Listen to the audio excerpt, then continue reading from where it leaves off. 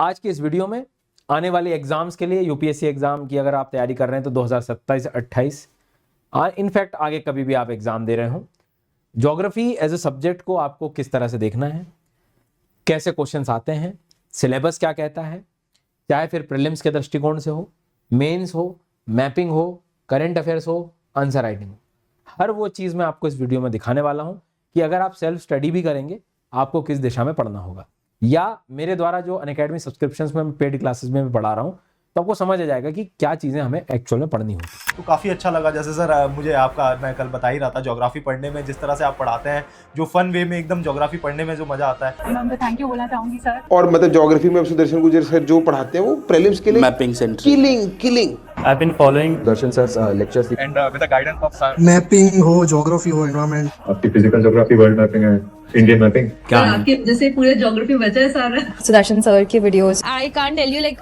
right from world mapping. शुरू करते हैं सबसे पहले सिलेबस की ओर।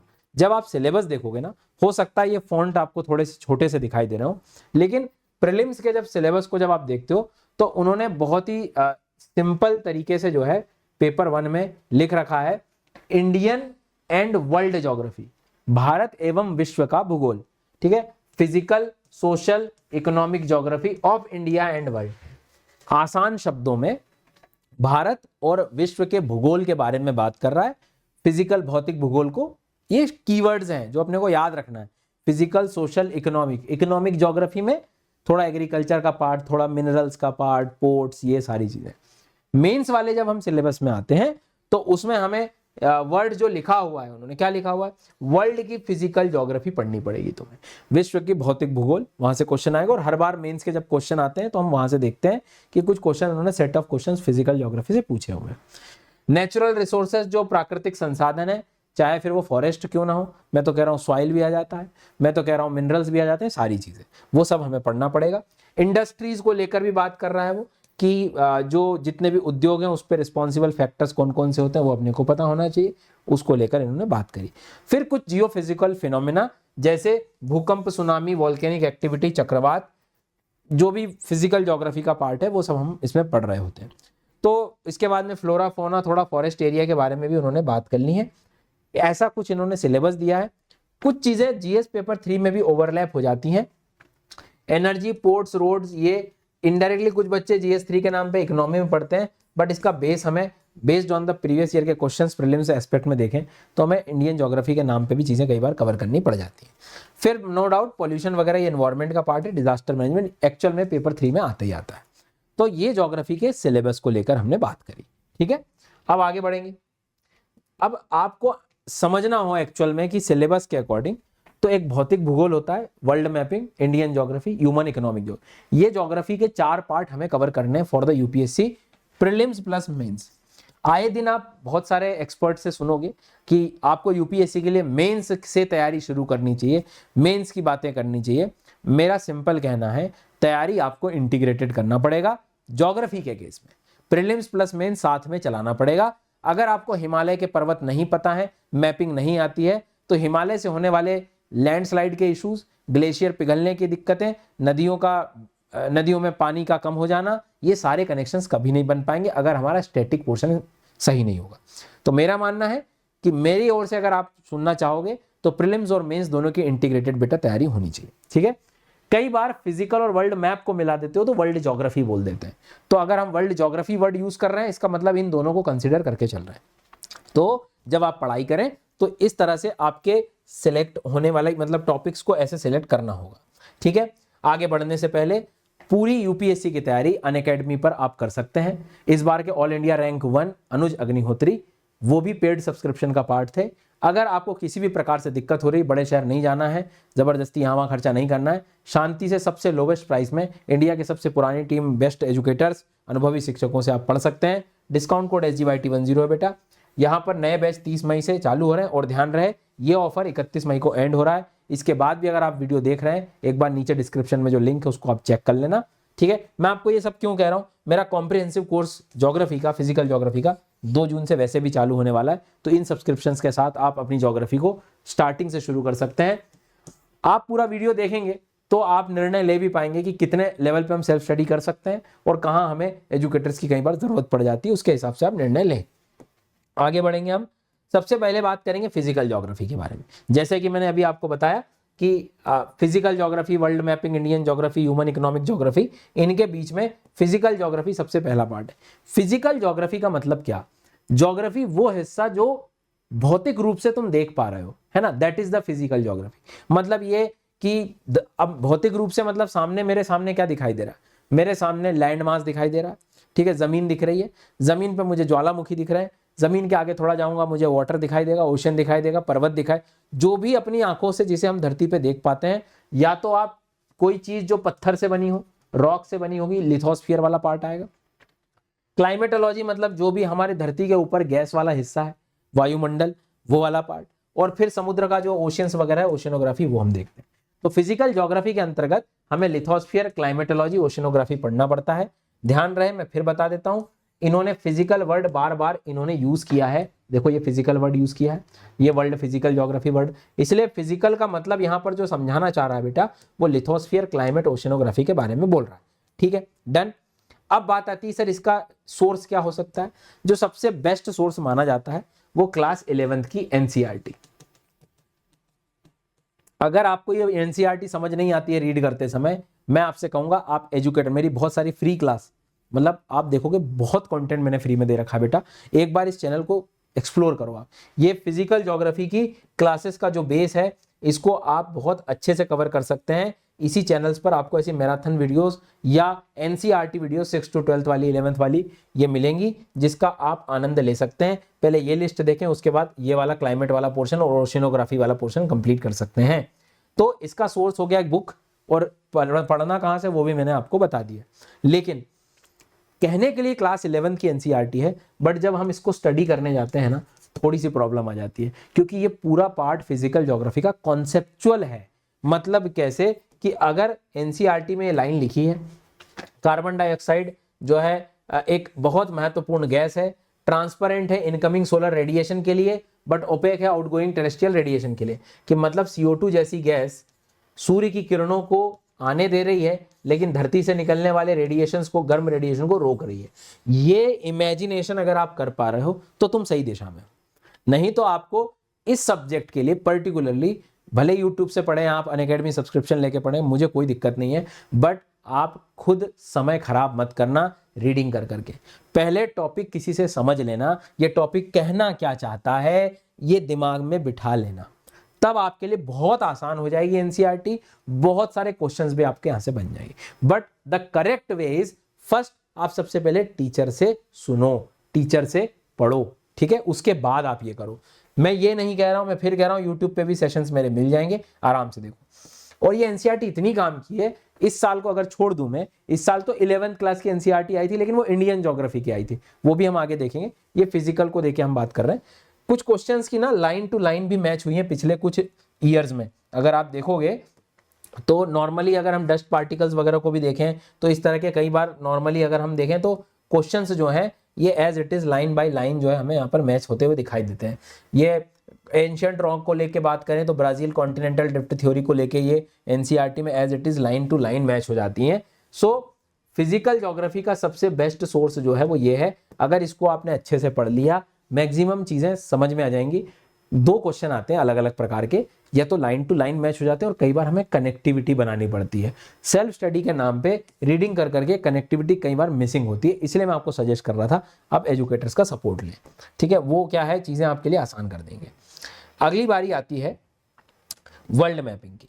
वर्ल्ड मैपिंग में आपको पूरा south America, Africa, Europe, Asia, north America, Australia, Antarctica अच्छे से पढ़ना पड़ता है।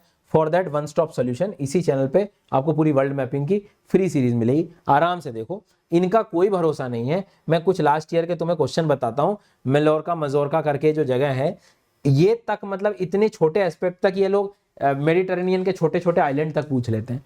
मतलब इनका कोई छोर नहीं है मैपिंग में। कहने के लिए तुमसे कह देंगे कि अरे यार ये तो देखो प्लेसेस इन न्यूज का वीडियो था, ये न्यूज़ में था इसलिए हमने बता दिया। अरे मैं कहता हूँ पूरे साल भर वर्ल्ड न्यूज़ में रहता है, तो एक बार आपको वर्ल्ड मैपिंग ठीक से करना चाहिए and this is the correct way. सबसे पहले आप वर्ल्ड मैपिंग निपटा लो, सेल्फ स्टडी अगर कर रहे हो तो आपको दुनिया की सारी जानकारी समझ आ जाएगी।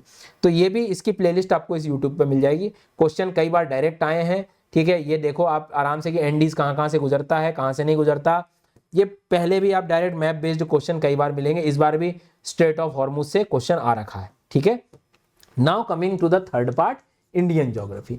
इंडियन ज्योग्राफी के लिए आपको एनसीईआरटी क्लास 11th की, एनसीईआरटी 2 है क्लास 11th में, है ना, ये बात आपको ध्यान रखनी है। अब प्रॉब्लम इंडियन, जैसे मैंने फिजिकल का बोला था ना कि आपको कॉन्सेप्ट्स आने चाहिए, आप जो पढ़ रहे हो वो दिमाग में आना चाहिए। वैसे इंडियन ज्योग्राफी के साथ प्रॉब्लम क्या है, जब आप पढ़ोगे ना, इतने प्लेसेस के नेम है, इतने माउंटेन्स के नेम है, रिवर के नेम है, you should go with the mapping part. आप बिना मैप के ना करें, नहीं तो वो सिर्फ एक रीडिंग रह जाएगी। क्योंकि जब तक ये मैपिंग, जैसे हम प्लस क्लास में यूट्यूब पर भी मैंने काफी प्रैक्टिस करवाई है, मैं ये याद करवाता हूँ क्लास में तुम्हें कि अभी भी तुम अगर मेरा प्लस सब्सक्रिप्शन कोर्स आप जब आगे लोगे ज्योग्राफी का, ये तुम्हें एज इट इज मैं याद करवाऊंगा, मतलब एक प्रैक्टिस शीट दूंगा, उसमें मार्किंग करेंगे आप, जब चीजें समझ आएंगी। नदियों को भी, नदियों का चैप्टर मिल जाएगा तुम्हें एनसीईआरटी में, बट जब तक नदियों की ट्रिब्यूटरीज इस तरह से आप ढंग से याद नहीं करोगे, प्रैक्टिस नहीं करोगे, जब तक आप सिवा सिर्फ पढ़ने के अलावा, मतलब रीडिंग के अलावा कुछ नहीं कर रहे, क्वेश्चन कन्वर्ट नहीं होंगे। माउंटेन्स भी अगर आप पढ़ रहे हैं नॉर्थ ईस्ट के, तो स्टेट वाइज आपको आने चाहिए एज इट इज, फिर उसकी प्रैक्टिस आपको करनी पड़ेगी। ये तरीके हैं सही तरीके से ज्योग्राफी को पढ़ने का। ऐसे आप ऊपर ऊपर रैंडम नहीं पढ़ सकते कि एक किताब ले ली, सेल्फ स्टडी करूंगा, एनसीईआरटी ले ली, रीड कर ली, नहीं। फिजिकल ज्योग्राफी में कॉन्सेप्ट पर काम करो, इंडियन ज्योग्राफी में मैप पर काम करो। क्योंकि मैं आपको फिर बता रहा हूं बेटा, जैसे उदाहरण के तौर पे एक आध कोई क्वेश्चन अगर होगा मेरे पास, तो इस साल का क्वेश्चन देखो, it has antecedent drainage system, नदियों को लेके पूछा। ये लाइन तुमको एनसीईआरटी क्लास 11 में मिल जाएगी, लेकिन अगली लाइन मिलना कठिन हो जाएगा, मैप से ही सॉल्व हो पाएगा क्वेश्चन कि ये नदी 3 देशों से गुजरती है, किससे गुजरती है, कहां से गुजर रही है, किस राज्य से गुजर रही है, कहां कहां जा रही है, किधर से आ रही है, ये मैपिंग आपको याद करवा दी। तो कुछ चीजें तो लाइन टू लाइन मैच कर जाएगी, बट कुछ आपको एफर्ट लगाने पड़ेंगे, यहां टीचर का रोल बहुत ज्यादा हो जाता है। तो आप थोड़ा सा क्वेश्चन के अकॉर्डिंग देखना, मैपिंग से ही इंडियन ज्योग्राफी को करना। इंडियन ज्योग्राफी में ज्योग्राफिकल लोकेशन, फिजियोग्राफिक डिवीजन, नदियां हैं, क्लाइमेट को स्टडी करना होता है, सॉइल, नेचुरल वेजिटेशन, मिनरल्स, ये कुछ मेजर यूनिट्स हैं जो इंडियन ज्योग्राफी में आपको कवर करनी होंगी, ठीक है। इसकी भी प्लेलिस्ट मैंने आपके लिए बना दी है, आप इंडियन ज्योग्राफी की एटलीस्ट मैपिंग वाला पार्ट तो जो है कवर कर सकते हो इस यूट्यूब चैनल से। मैंने मैक्सिमम बहुत सारी चीजें आप लोगों को दे रखी हैं, इसका आप बेनिफिट लें, नहीं तो आप एक बार पूरा सब्सक्रिप्शन जब ले लेते हैं तो आपको सारी चीजें मिल जाएंगी। ह्यूमन इकोनॉमिक ज्योग्राफी का थोड़ा सा वेटेज प्रीलिम्स में कई बार कम दिखता है, इसमें मिनरल्स ज्यादा आते हैं, ठीक है, ट्राइब्स अगर आ गई तो, ठीक है, एग्रीकल्चर का कुछ पार्ट आ गया तो। इसके भी मैं क्या करता हूँ, हर साल एग्जाम के पहले, प्रीलिम्स के पहले इस तरह के फाइनल वीडियो सीरीज जो है बना देता हूँ एग्रीकल्चर के, और ये क्योंकि इस तरह के क्वेश्चंस आते रहते हैं कि भाई हल्दी का प्रोडक्शन के बारे में पूछ लिया, कौन कौन से राज्य हैं, कौन से हैं। फिर हम लोग जब कई बार ये फ्री सेशंस लेते हैं यूट्यूब पर, का ये वीडियो है, अगर आप देखोगे कि एग्रीकल्चर का मैं एक वन शॉट हर बार बनाता हूँ, ये इस साल भी बनाऊंगा। बट मेरा मतलब ये है कि आप ये वाली एनसीईआरटी जरूर पढ़ें, क्लास 11th मतलब 12th की एनसीईआरटी है ह्यूमन इकोनॉमिक ज्योग्राफी के लिए। प्लस यूट्यूब पर कुछ जो मेरे वीडियोस आते हैं मिनरल्स को लेके, एग्रीकल्चर को लेके, वो जरूर फॉलो करें। कुछ अपडेटेड डेटा हर साल, प्रोडक्शन मिनरल्स का, एग्रीकल्चर का जो बदल जाता है ना, उसके हिसाब से फिर डेटा अपडेट होती है। एनसीईआरटी अपडेट नहीं हो पा रही है तो आप फिर ये वीडियोस का सपोर्ट ले सकते हैं। तो ये एक तरीका मैंने आपको बताया। नाउ ये बेसिक आपकी लर्निंग हो गई फॉर प्रीलिम्स एस्पेक्ट, और कुछ हद तक मेंस का एक टॉपिक का ओवरव्यू लेने में। लेकिन एक्चुअल में मेंस में लिखना पड़ता है, आंसर राइटिंग करनी पड़ती है। अब कैसे करेंगे हम मेंस की तैयारी, वो अब हम देखने वाले हैं। तो अब तक हमने physical geography, Indian geography, world map plus human economic geography के सोर्स पढ़े और कैसे उसको कवर करना है, किन बातों का ध्यान रखना, वो बताया मैंने। नाउ जब भी आप ज्योग्राफी पढ़ो फॉर द मेंस, आपको सबसे पहले तो थीम आइडेंटिफिकेशन करनी। कोई भी पीवाईक्यू की जब आप बुक लोगे ना, कोई भी पीवाईक्यू की जब आप बुक लोगे प्रीवियस ईयर की, तो मेंस की तैयारी करने का सबसे पहला स्टेप है प्रीवियस ईयर के क्वेश्चन देखो। ऐसे बहुत सारे प्रीवियस ईयर के क्वेश्चन दिखेंगे, आप थीम आइडेंटिफाई करो।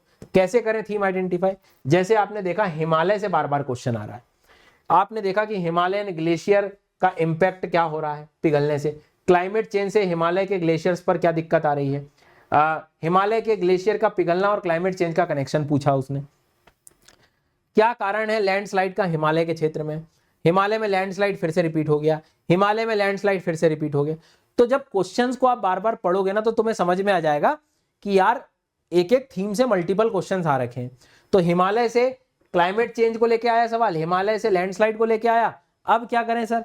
अब आपने इसके हिसाब से अपना कंटेंट तैयार करना है। जैसे हिंदी मीडियम आप देखो कि हिमालय एक थीम बना ली आपने, फिर देखा कि हिमालय के हिमनदों का पिघलना, फिर जलवायु परिवर्तन से आप हिमालय पे चले गए, भारत उपद्वीप में हिमालय का पिघलना और जलवायु का जो कनेक्शन है वो पूछ लिया।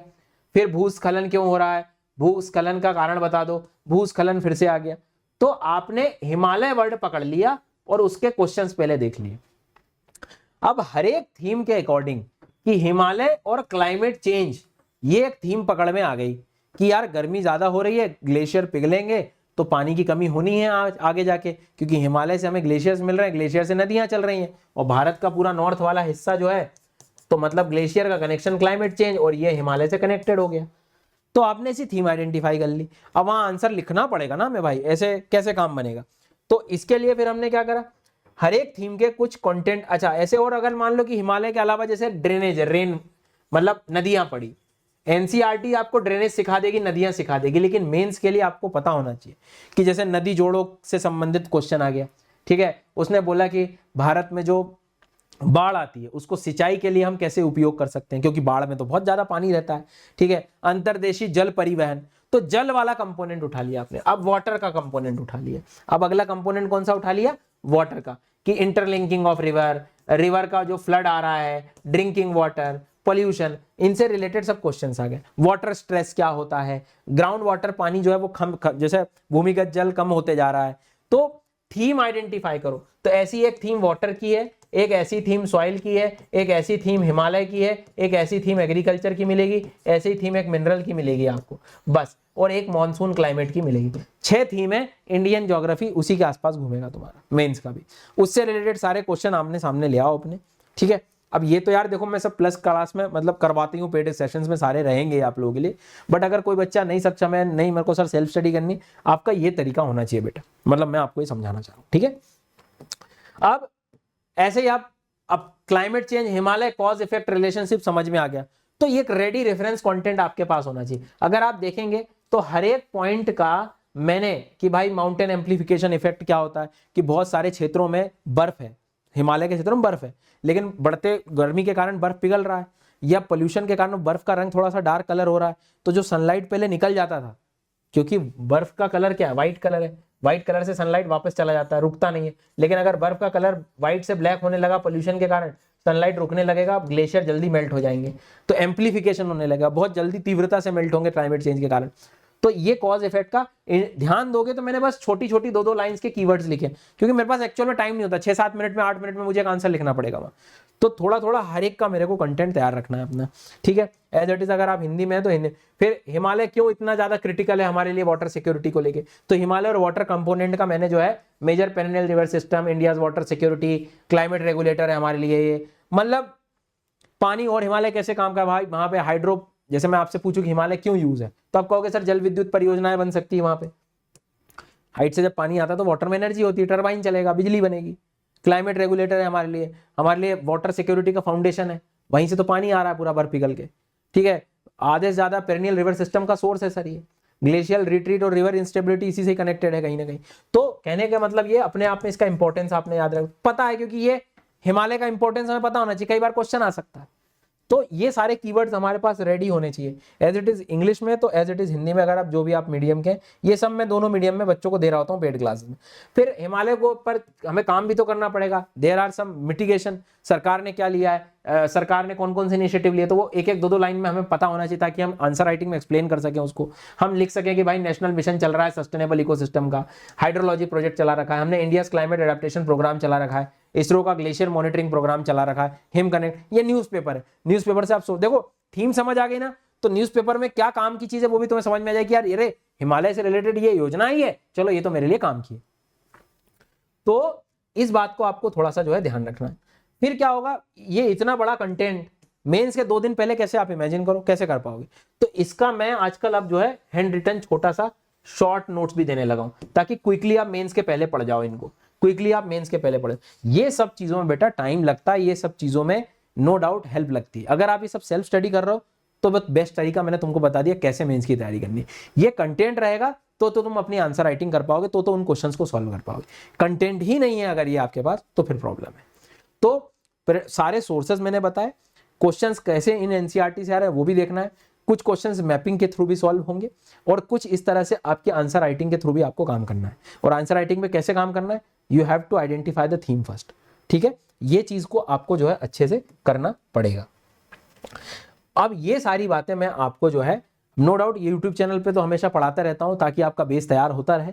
और अगर आप पूरा कंप्लीट ज्योग्राफी पढ़ना चाह रहे हो बेटा, 2 तारीख से मेरा पूरा फिजिकल ज्योग्राफी यानी ये स्टार्ट होगा, इसके बाद इंडियन होगा, मैप रहेगा, इंक्लूडिंग इंटीग्रेटेड चल रहा है बेटा, ये ना। इसमें इस बार से मैं साथ में ही इंटीग्रेट करा रहा हूँ, मतलब आंसर राइटिंग मेन सब कुछ साथ में हम लोग करेंगे। और मेंस आंसर राइटिंग में थीम आइडेंटिफिकेशन में करवाऊंगा प्रॉपर। थीम आइडेंटिफिकेशन के साथ साथ आपको सारे मिशंस, सारी चीजें हिंदी इंग्लिश दोनों में, इनके शॉर्ट तक अपन लोग कोशिश करेंगे बनाने की। प्रीवियस ईयर के क्वेश्चन सॉल्व करेंगे। तो इस बैच को आप तुरंत ज्वाइन कर सकते हैं, इसकी लिंक बिल्कुल नीचे मिल जाएगी। डिस्काउंट कोड मेरा SGYT10 है। सबसे लोवेस्ट प्राइस में सब्सक्रिप्शन मिल रहा है, 31 मई तक अवेलेबल है बेटा। मतलब अगर आपको 1-2 साल हो गए सेल्फ स्टडी में रिजल्ट नहीं मिल रहा है, आपको एक बार ठीक से कवर करने चाहिए सारा सिलेबस। सारे सब्जेक्ट एक्सपर्ट्स आपको मिल जाएंगे। 30 मई से नए बैच भी चालू हो रहे हैं, आज से ही मतलब। तो और आगे भी कभी आप इस वीडियो को देख रहे हो, नीचे डिस्क्रिप्शन में जो लिंक है वहाँ उस समय आप ऑफर चेक कर सकते हो। आप जुड़े हैं अनअकैडमी से, ट्रस्ट में आपकी प्रिपरेशन बहुत अच्छी हो जाएगी, कहीं जबरदस्ती परेशान नहीं होना पड़ेगा, चीज़ें आपके लिए आसान हो जाएंगी। दैट्स इट, यही कहना चाहूँगा। कुछ भी डाउट हो मुझे कमेंट में ज़रूर बताना। Thank you so much.